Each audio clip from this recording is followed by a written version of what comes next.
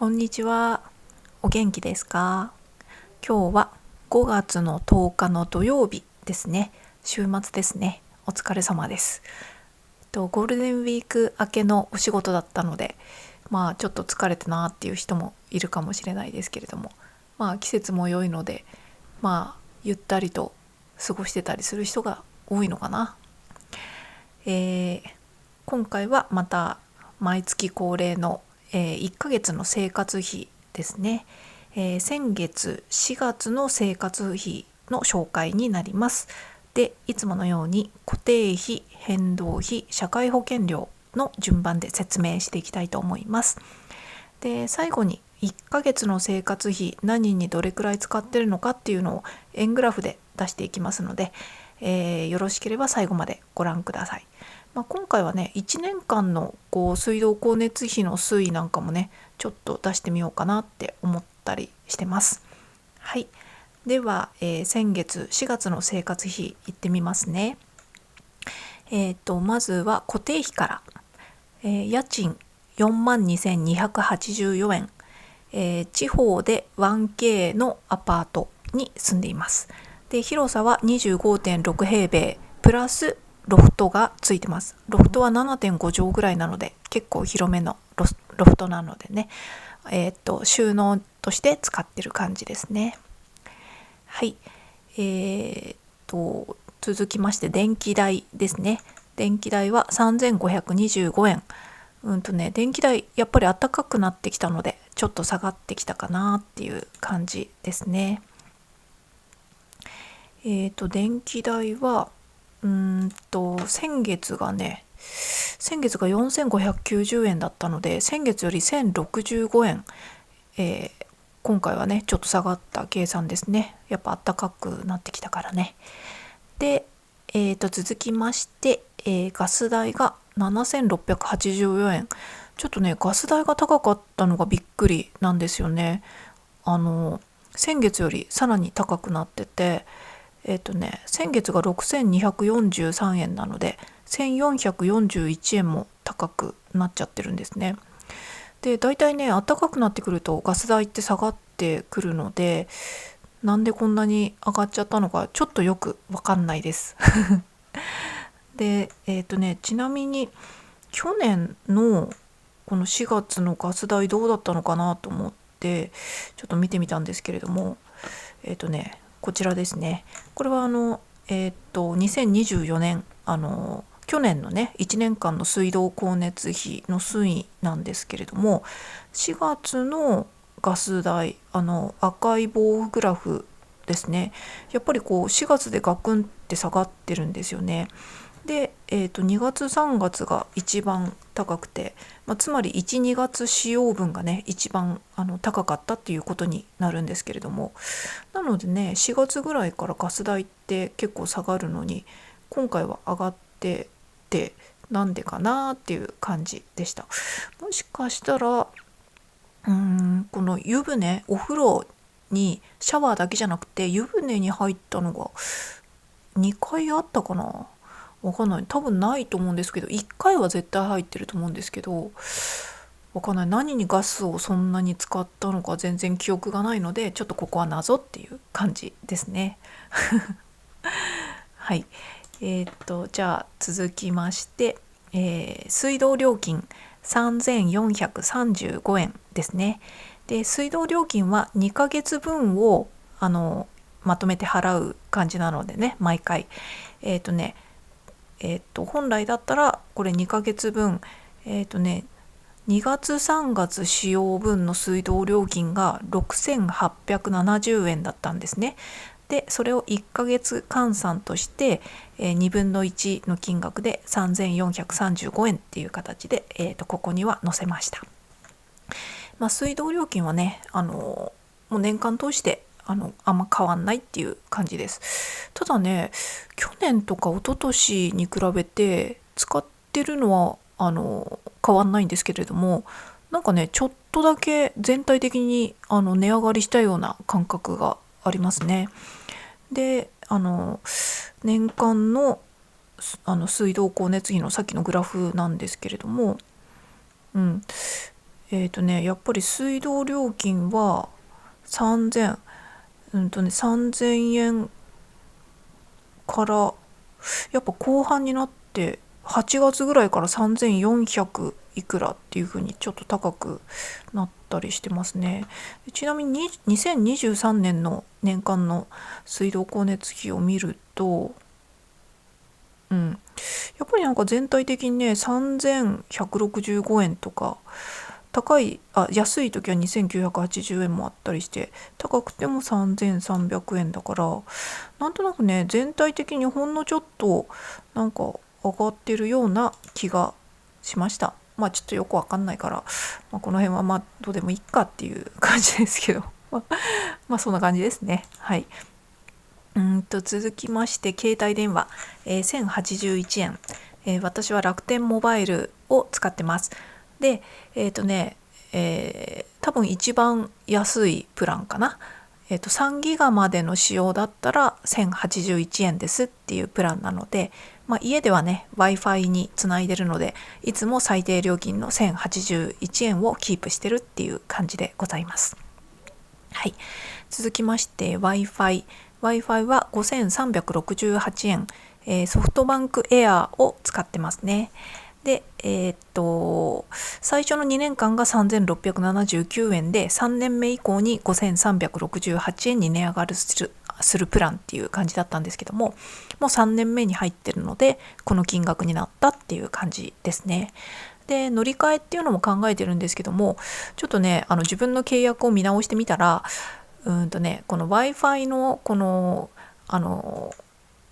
機器の代金がまだ分割で払い終わってなくて、多分今解約しちゃうとその分をねまとめて払うっていう感じにどうせなっちゃうので、いつまでだったっけちょっと忘れちゃったけど、あと数ヶ月はその Wi-Fi のねこの機器代金を払い続けなきゃなので、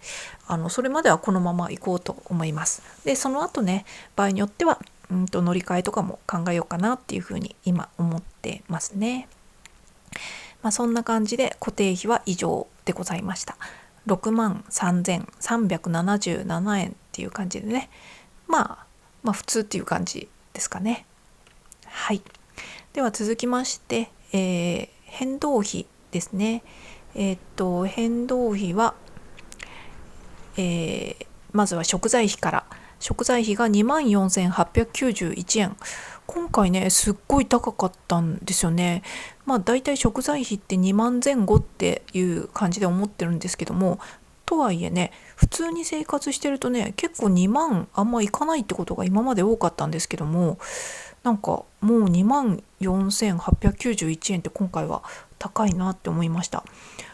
先月がね22,266円だったんですね。先月でも22,000いくらって高いなって思ったんですけども、今月はねさらにそれプラス2,625円高くなって、なんかめっちゃ急激に食材費がね上がってきたぞっていう感じですね。全体的にね去年の秋ぐらいから物価高が急激に来たなとは思ってたんですけれども、やっぱりねちょっとお米代金が結構響いたかなっていう気がしますね。米代がすごく高くなったのと、あと、4月はねなんだろういつも食べる分だけお米買ってたんですけども、23キロちょっと余剰に買ってストック分として置いとく分にしたので、だからね2,3,000円分ちょっと高くなったっていうのはあるのかもしれないなっていうふうに思いましたね。お米今1キロあたりだいたい1,000円しますよね。だいたい2キロで売ってたりすることって多いですけども、スーパーとかで2キロで2,000いくらとかが結構普通で、2キロで2,800いくらとか書いてあったらちょっと安いなって思ったりするくらいなので、もう1キロ1,000円が当たり前になってしまったというね。だからもう去年とかの倍以上になってるっていうのがねちょっと信じられないっていう感じですよね。そんな感じであとはね、いろいろお味噌とかお醤油とか、そういういろいろストックするような食材も買ったっていうのもあったのかもしれないですね。とにかく食材費がね高かったっていう感じでございます。で続いてお菓子代が4202円。これも高いんですけど、そうだ、さっき言い忘れちゃったんですけど、食材費は本当に自炊をする上で買った食材の分だけです。だから外食したりとか、この3食分のご飯以外のおやつとかお菓子とかね、そういうのは抜いてるっていう感じなのでそうそうそう、実質の食費はこの食材費とお菓子代と外食代を合計したのが実質の食費っていう感じになると思います。はい、そんな感じでお菓子代がね今回4202円ってね結構いい値段いっちゃったなっていう感じですね。これはちょっとお菓子食いすぎちゃってちょっと健康的にも体重的にもちょっとやばいなっていうのはありますね。ただこの中にはね炭酸水がね350円分ぐらい入ってたと思います。350円炭酸水をたとえ抜いたとしてもそれでも4000円弱ぐらいはかかってるんで、お菓子代のね中身ざっと見てみたんですけども、今回はねちょっとねちょこちょこ、100円200円ぐらいの買ってることが多くて、結構毎日何かしらお菓子食べたいっていう気分が今回は多かったっていうのもあるんですよね。そうそう、あとはね結構そうそう、このお菓子代の中には私パンもねこのお菓子に入れてるんですよ。パンはねもう正直娯楽食いだと思ってるのでおやつ代に入ってるんですね。なのでこのパンってちょっとデカめのなんて言うんだろう、ちょっとバケット風のやつとかそういうの買うと1つ300円くらいするじゃないですか。だからねそういうパンを2回買ってるのでそれで600円くらいするでしょ。あとね4月に1回ねすごいアイスいっぱい食べちゃおうって思った日があって、アイスを4つ買ってきて4つを一気食いしたっていう日があったんですよね。そうそう、なのでそのアイス代でね多分700-800円はかかってると思うんですよね。なんでねそういうのもあって、ちょっと今回はお菓子食べ過ぎちゃったなっていう感じでございます。はい。で続きましてコーヒー豆代ですね。コーヒーはねだいたい2ヶ月とか2ヶ月半に1回買う感じなので、そうそうその定期的に買うコーヒー豆っていう感じですね。3100円って書いてありますけれども、400g 買ってのこの金額っていう感じでございます。はい。続きまして、生活用品ですね。4551円。これは普通かなっていう感じですね。生活用品はね結構ストックで買ったりとかするので月によって毎回ばらつきがありますけれども、こんな感じかなっていう感じですね。はい。で医療健康、特にお医者さんにもかかってないし健康に関する何かでお金を払ったっていうのもなかったっていう感じですね。はい。で、外食カフェ代が181円。毎月ねここいつも0円なんですけども今回は珍しくちょっとお金が入りました。っていうのもね今回ちょっと前の動画でも言ったけど運転免許の更新に行ったんですよね。なのでちょっと遠出をして近くの警察とかが予約がもういっぱいになっちゃったんで免許センターみたいなところまでちょっと電車に乗って行って、で遠出をしたのでその帰りにねちょっと疲れたなと思ってスタバに寄ってちょっとねお茶してっていう感じですね。で181円っていうめっちゃ中途半端な金額な理由としてはちょっと前にね友達からLINE ギフトでスタバ券をもらってたんですよ。でドリンク券いくらフード券いくらみたいな感じでもらってたので、そのねちょっとこう差額だけを払った感じになるので、こういう中途半端な金額になったっていう感じですね。実際にはね、なんだっけ、カフェアフォガードフラペチーノだっけ、なんかそういう名前のフラペチーノと、あとこのバケット風のサンドイッチ、ハムチーズサンドイッチみたいなやつを食べたので、だいたい実質1000円ぐらいだったかなっていう感じでございます。はい。で続きまして、交際費交通費1280円。これはね交通費ですね。電車代です。これもその免許センターに行った時の往復の電車賃ですねが、今回はちょっとそういう理由で出かけたので交通費がかかりましたということですね。では続いて娯楽レジャー。特に何もしなかった、誰にも会わなかった、いつも通り誰にも会わない、特に遊びにも行かないっていう感じだったので、0円ですね。なんかもうちょっと外に出なきゃなっていうふうには思うんですけどね、ついつい引きこもってしまいますはい。で最後が美容衣類なんですけれども、ここもねいつもは0円のところが1100円って入ってます。これはね1000円カット、髪の毛1000円カットで切ってきたっていうだけですね。もう伸びきっちゃって無法地帯だったんで、とりあえずこう短くしたいってことでね、パッと行ってパッと切ってもらって帰ってきました。はい。なのでちょっとねそのカットの見栄え的にはね、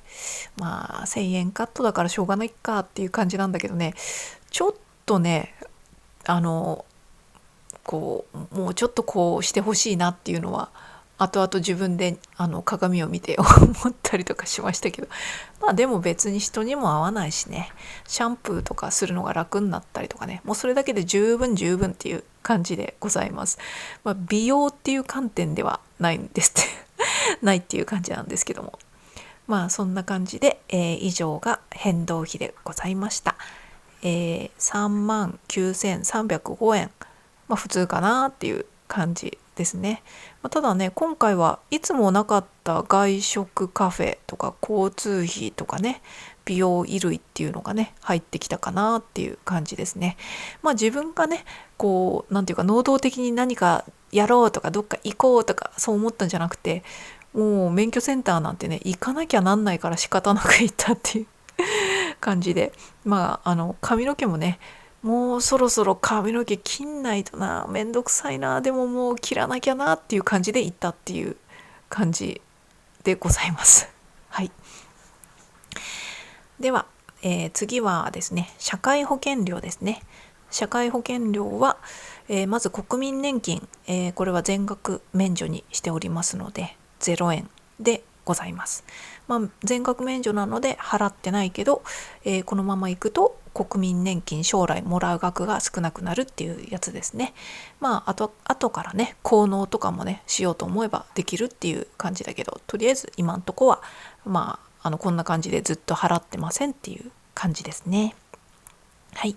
では国民健康保険なんですけれども、これはですね毎月払ってたやつが前年度分がね全部払い終わっちゃったんですよね。だから次払うのは今期分というかになるので、まだね今期分の通知が来てないんですよ。だからちょっと通知が来るまではここはお支払いはなしっていう感じで、そういう理由で今回は0円っていう感じですね。はい。では続きまして最後に特別出費ですね。これは炊飯器がちょっと壊れちゃったので炊飯器を買いました。で炊飯器としてはねかなりお安い炊飯器になってます。IH にしよっかなと思ったんですけども、いろんな使い方ができるっていうことでマイコンの、炊飯器にしましたね。タイガーの炊飯器だったかな、シンプルなやつ。はい。あとはさっき言ってた免許センターで更新した時の更新にかかる料金ですね。正直ちゃんとした金額を覚えてなくて、なんかね、あれって思ったらレシートとか特になかったんで、ちょっとね、うろ覚えなんですけども、多分これくらいの金額だったと思います。3350円とかね、それくらいの金額だったかなって思います。はい。ということで、今回はイレギュラーな特別出費が合計で12,341円でございました。はい。で、これでね、生活費全部言ったかな。では、総合計、4月の生活費の総合計は、11万5000飛び23円でございました。だいたいね、毎月、10万前後なので、普通かなっていう感じですね。特別出費とかを抜いたら、10万ちょっとなんでね。でも、憲法とか払わなかったから、あれか。今回はね、食材費とかがやたら高かったなっていう印象ですね。水道光熱費とかはね、ガス代は高かったですけど、電気代とかが徐々に下がってきてるなっていう感じですよね。そんな感じでございました。ちょっとお菓子は食べ過ぎちゃったかなっていう感じですね。だから今月はちょっと控えようっていう気持ちはなくて、お菓子は、健康を考えると食べ過ぎちゃダメだけど、そうだな、なるべくね、あんま体に良くないお菓子を取りすぎないようにはしたいけど、最近洋酒チョコにもハマってるから洋酒チョコ食べたいしっていう感じで、ちょっとね、最近お菓子欲が止まらないっていう感じで困ってるっていう感じですね。はい。でもね、今引きこもり生活をしてる私にとってはね、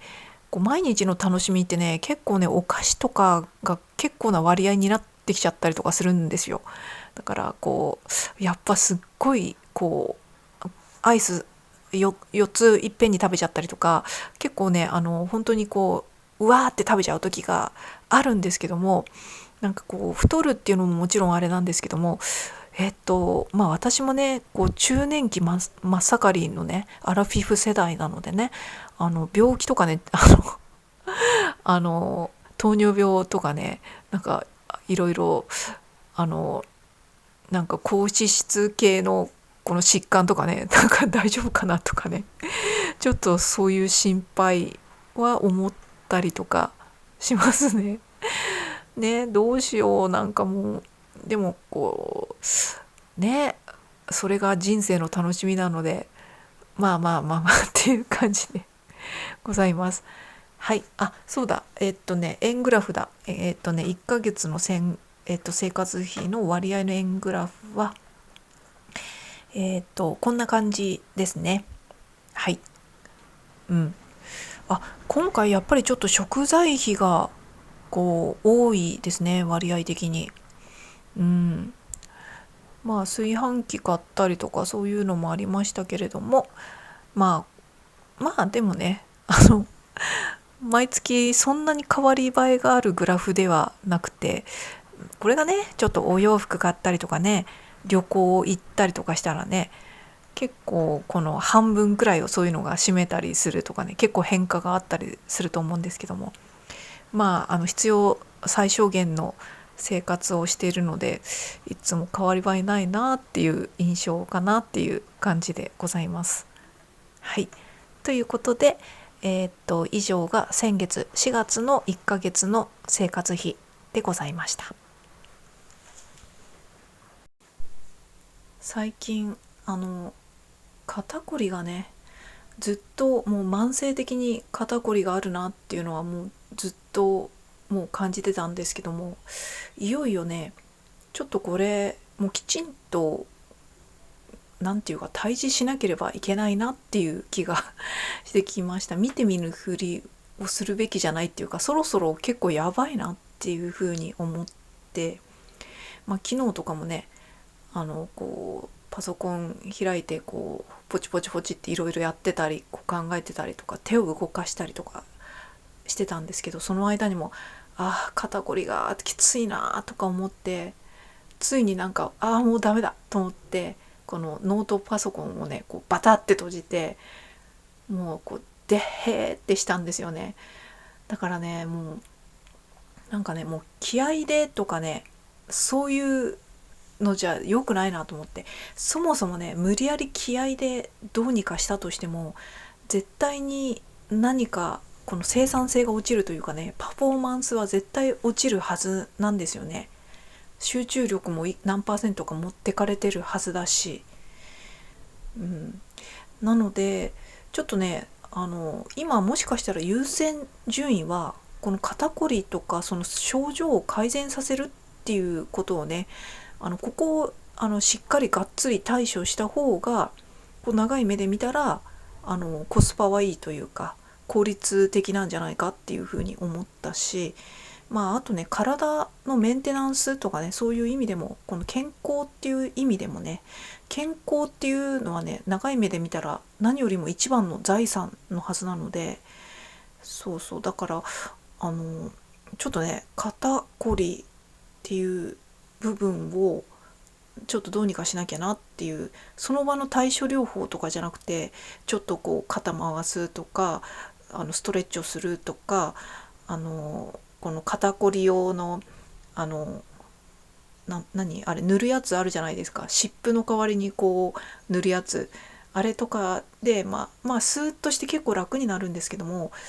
そういう一時のねしのぎみたいのじゃなくて、ちょっと根本的によく体をチェックして改善していかなきゃなって思いました。でね、ふと気づいたんですけども、私最近ですね、ここ2ヶ月23ヶ月くらいかな、ちょっと気になってることがあって、自分の体型であのえっとね要はですね、ちょっとねバストトップの位置が下がった気がしてたんですよ。つまりぶっちゃけちょっと胸垂れた、急に垂れたって思ってたんですよ。で私が去年10月いっぱいでジムを辞めたので、運動をしなくなったからこの筋肉とかがね衰えて胸が垂れたっていうことはあり得るなっていうのは思ってたんです。確かにね、結構腕周りの筋肉とかもあんま使わなくなっちゃったし、めちゃめちゃすごくそこに胸関係に対してすごく筋トレしてたとか全然そういうことはないんですけども、そこそこね結構使ってたと思うんですよね。日常では使わない筋肉を。なのでそれが原因で結構胸垂れちゃったのかなってなんとなく思ってたんですね。にしてももうあれ胸がって思い出したのはもう2、3ヶ月前くらいなんで、そうするとジムとかやめて運動しなくなってから4ヶ月とか5ヶ月4、5ヶ月で胸の位置があれって思ったんですよ。だから4、5ヶ月で胸が垂れるってちょっとペース的に早くねと思って、そんなに急にいくらなんでも筋肉がそこそこすぐ衰えるって言ってもちょっと早くないかなと思って、しかも目で分かるぐらいの変化って結構なあれなんで、ちょっとそんなに早く胸垂れるかなみたいな。しかもそこまですごく重点的にこの胸周りの筋肉とかね、この背中とかね、そこまですごい使ってたってほどでもない気がするんだけどなと思って、ちょっとねなんとなくクエスチョンマークが湧いてたんですよ。で昨日ねふとねって思い立ったのは、もしかしたらこの胸周りの筋肉、胸とか背中とか肩甲骨周りの筋肉っていうよりも、その要はバストの位置とかを司るのに関係してそうな筋肉っていうよりも、私がちょっとこの肩こりとかね、この鎖骨の部分がずっと痛いとか思ってて、それをふっとこれ関連してんじゃねえかなと思って、つまり私もしかして少し巻き肩みたいになってんじゃないかなって思ったんですよね。私すごい長い時間ずっとパソコン見て、ずっとこう手を前に出してキーボードとか打ったりとかしてるわけじゃないですか。でこの状態って絶対こうこう肩の関節とかね、鎖骨じゃないな、肩関節とかがこうちょっと前に出てて、いわゆる巻き肩になる体勢を長い時間取ってるなっていうことに改めてそういえばって思い立ったんですよ。で、普通にねオフィスワークとかしてる人とかも、ずっとこう画面見てて座ってっていう感じにはなると思うんですけれども、この前の動画でもちらっと言ったように、普通に会社員として働いてるよりももう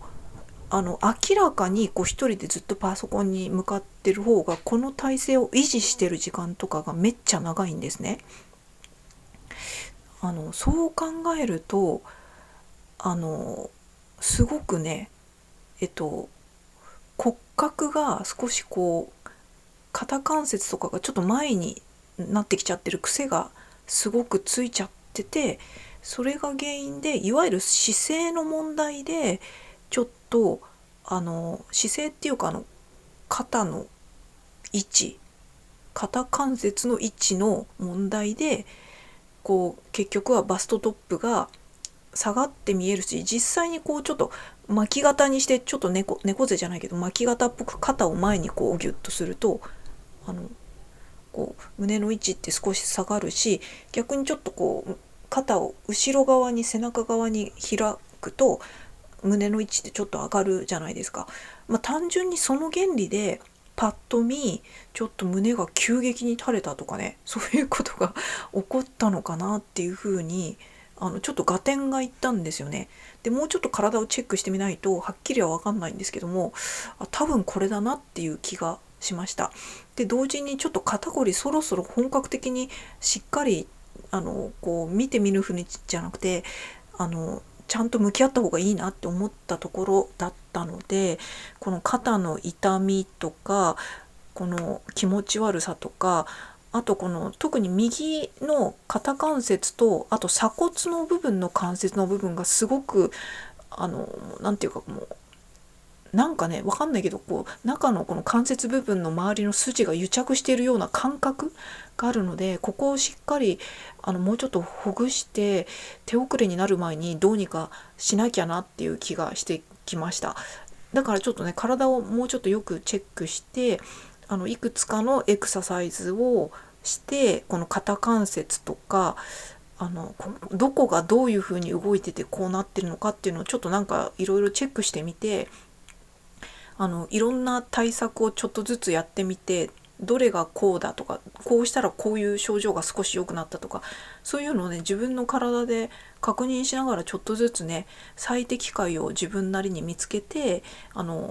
元の状態にね戻していこうと思います。でね10月いっぱいまでこう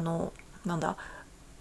ジムに通ってて少しスポーツしててっていう部分でだからねあれで少しはねこうひどくなるのをこうちょっとねストップできてたんだろうなっていうふうには思いますね。でほんのちょっとのストップでもこうそれがこう数ヶ月全くないっていうのが続くと、私の肩がだんだんこうちょっと骨格的にもね巻き肩になってきてっていうのはあるんだろうなっていうふうに思いましたね。なのでちょっと一回自分が今日はこれをやるべきなんだっていうやるべきそういうのに無理をせず、ちょっとね今の優先順位を一番は肩とかね、そういう体のコンディションを整えるとかね、ちょっと一回自分の体とか体調を俯瞰して見てみるっていうのをちょっと置いてみようかなっていうふうに思ったりとかしましたね。でなんか肩こりとかがあると、ストレッチとかももう昔から自然に誰でもやるじゃないですか。肩こったな、もうこうした方がいいかなとか、もっとこう動かした方がいいかなとか、なんかいろいろしますけども、結構ねちょっと肩こったなって場合に私水泳とかねプールに行ってクロールとか泳ぎまくるっていうのを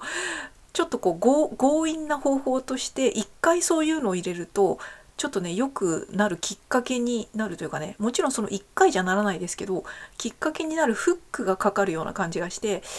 プールに行くっていうこともよくやってたんですけど、よくっていうかそういう時だけなんですけどまあ昔はねプールに会員になって週2回ぐらいは行ってたことはあるんですけど、最近はプールなかなか通う機会もなく、で東京にいた時とかはね、そのたまにこう体調がとかちょっと今一回泳いどいた方がいいかもとかいう時に歩いて8分くらいのところにプールがあったんですよ。普通に誰でもお金払えば泳げるプール。ちなみに中学校のプールだったんですけども、中学校の屋内プールで夜だけは一般に開放されてるプールっていうのがあったんですね。だからちょっとなんかこう一回こう体中がちょっとこうあれでとか、あと腰がちょっと悪くて運動ができそうもないけど、逆にプールでクロールとか平泳ぎとかだったら全体をこう伸ばす動きになるんで逆にこう良くなるとかね、そういうのがね今までの体験的にあったので、コンディショニングとしてたまにプールに行く、だから年に2回とかなんですけど、そういう機会があったんですね。だけど4年ちょっと前にこっちに引っ越してきてからプールが全然近くにないんですよね。わざわざ電車でちょっと行ってその電車降りてそこからさらに少し歩いてとかそういうところに行かないとプールがないので、こっちに引っ越してきてから一回も泳いでないっていう状態ですね。だからねプールがあればね、こういう時ちょっと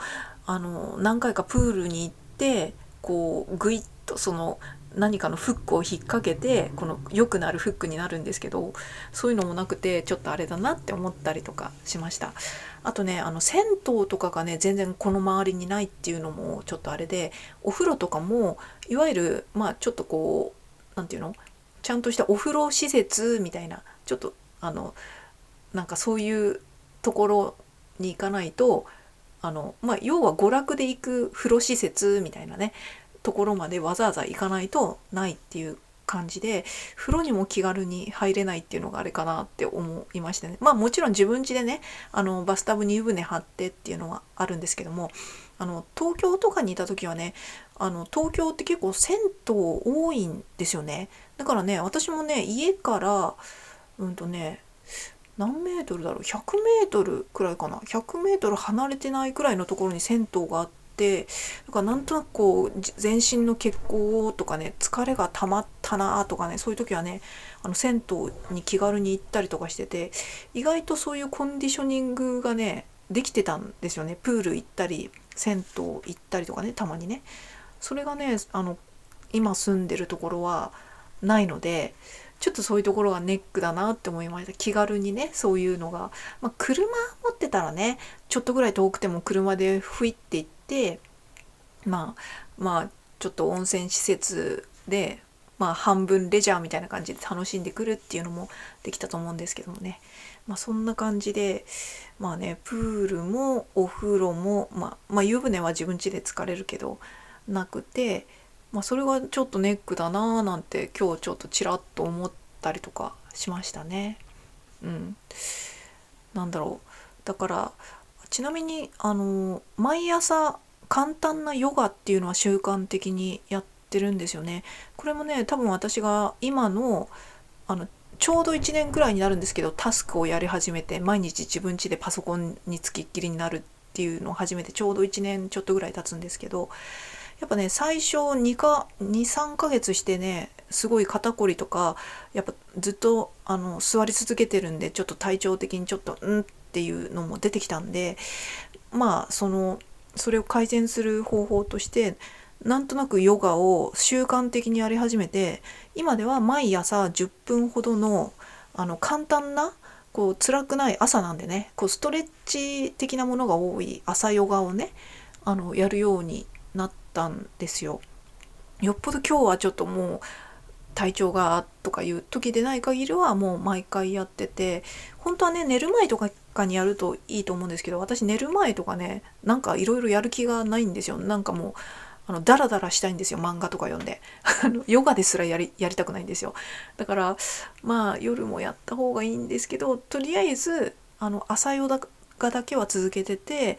それのおかげでね少しはね改善はしてたんですけども、10月いっぱいでジムを辞めちゃって以来、それでも改善できない部分が蓄積されて、もう最近では肩こりやべえなっていう感じに、ちょっとずつの蓄積が溜まって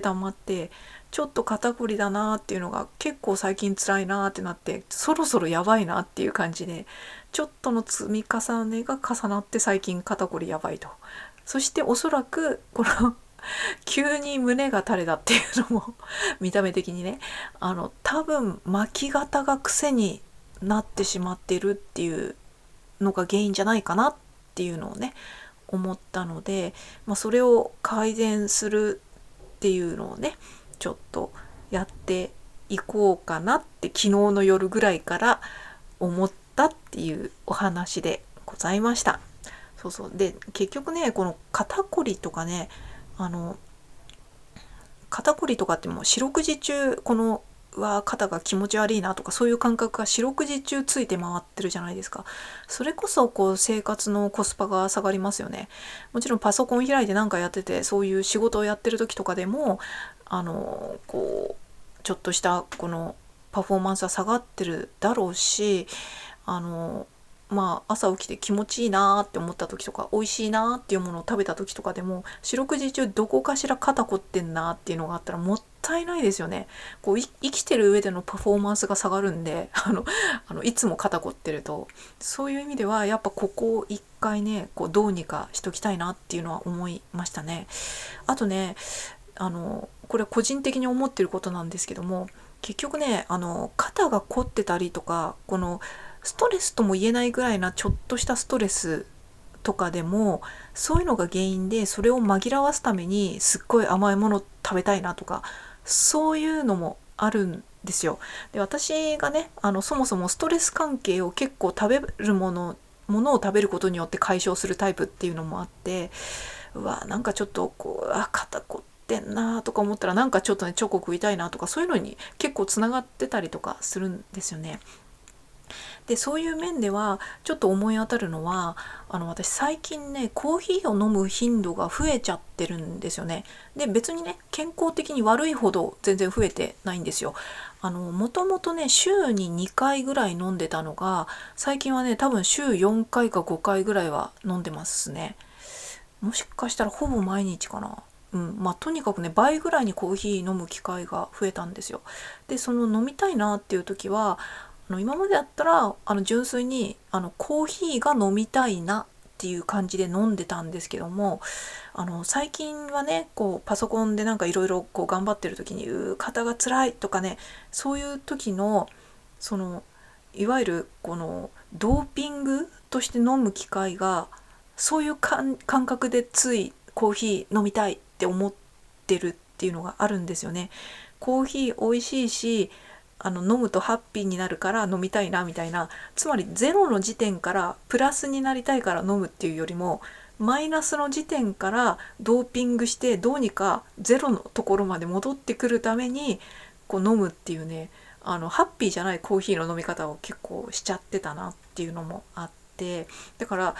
根本をね直さないとっていうのはありますね。